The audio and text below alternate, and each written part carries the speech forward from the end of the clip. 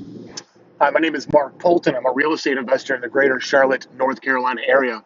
I'm what you would call a no frills, no thrills real estate investor. If you're looking for someone with a really shiny, fancy car in the background, really nice studio office, or someone who's trying to sell you a $19.95 a month subscription to their newsletter, I'm not that guy. Today, I'm on my way back to actually, it's my very first rental property I ever had. Going to continue to put some siding on it and hopefully get it rented out by the end of the month, or at least get it advertised. So today I wanted to share my thoughts on having an attitude of gratitude.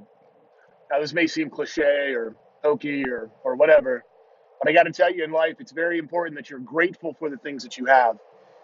If you look right now in America, even if you're on food stamps, if you're in the poverty class, you still make more and have a better life than the majority of people in the world. We make more money here and we have access to more things in the United States that most people in the world can only dream of. I mean, not to mention, going to a grocery store and actually finding food on the shelf. The grocery stores throw away, I mean, absolutely tons of food because it rots, produce and things like that. I mean, that stuff gets sold to pig farmers and cow ranchers and stuff like that at a very steep discount because they can't sell it. If a tomato has spots on it, they just kind of most grocery stores just throw it away. They won't even put it out there. I mean, what kind of world do we live in, right? That we have such almost decadence. The Most of the world doesn't have access to clean drinking water, and we have it in our homes. Not to mention flushable toilets and garbage collection, clean streets, and relative safety. I mean, assuming you're not living in a huge urban area, I suppose. So little things that go on in our life that may seem like a pain in the rump, we should be grateful for those things. We should be grateful that we're not out there struggling to try and find food. People in Venezuela are losing an average of 29 pounds because there's not enough food. Mothers in North Korea take grass and feed it to their babies, hoping that they can at least get some kind of nutrition so they don't die. Infant mortality is extremely high in North Korea because there's a lack of nutrition, certainly to the average person. So, little things like being stuck in traffic or, having to pay an insurance bill or having to deal with the city code enforcement or something like that. We should be grateful for these things. Uh, it's better than the alternative. So I tried to even take today. Today was kind of a rough morning for me. There's a lot of things I didn't want to do, um, you know, and that's just nature of the game. However, I had to refocus my thoughts on, hey, woe is me. I can't believe that I'm having to deal with this. To, hey, I'm grateful that I'm having to deal with these conference calls. I'm grateful that I'm having to deal with, some people at work. I'm grateful that I have a house that I have to go put siding on. Don't want to do it, but I'm grateful that I have the opportunity to do it because what's the other alternative?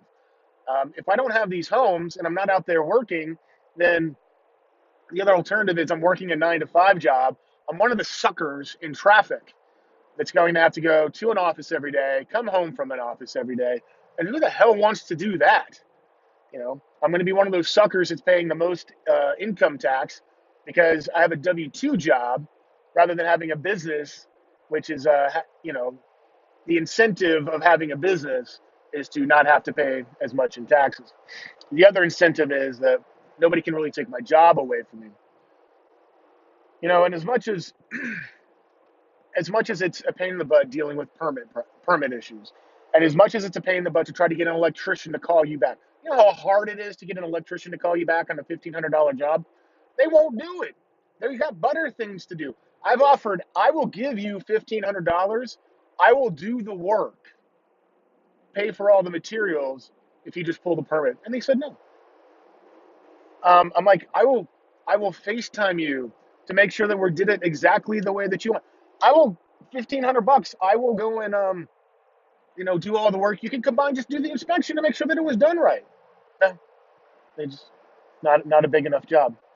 And and it does get frustrating. But what you got to realize is that your inner child, your inner temper tantrum, You got to realize when you're doing that, and you need to refocus from one of I'm pissed off, one of annoyance and stuff like that, to one of gratitude, saying, "Hey, listen, God, thank you for these problems. I'm grateful for these problems.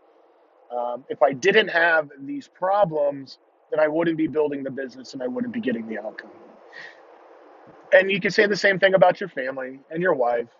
And I won't say that about the two dogs we have because we're not supposed to have dogs.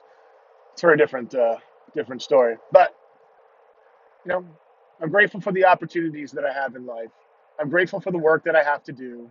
I'm grateful for the struggles that I have because without those struggles, I wouldn't reach my goal. And I can tell you that if you can get to the point where you can reframe, all these overwhelming situations, all these negative situations, and make it into a positive, I'm grateful to be in this position. I am grateful to have these opportunities. You're going to see a huge change in your life. You're probably going to see some more problems, but you're going to see more problems because you're going to get bigger rewards. Anyways, I hope that you go out there and live the "you won't stop me" lifestyle. I can tell you, you are not going to stop me. I don't care who you are. I don't care where you're from. I don't care what three-letter agency you're with. You're not going to stop me. Financial freedom is just around the corner for my wife and I. We are very, very close. We can see the light at the end of the tunnel.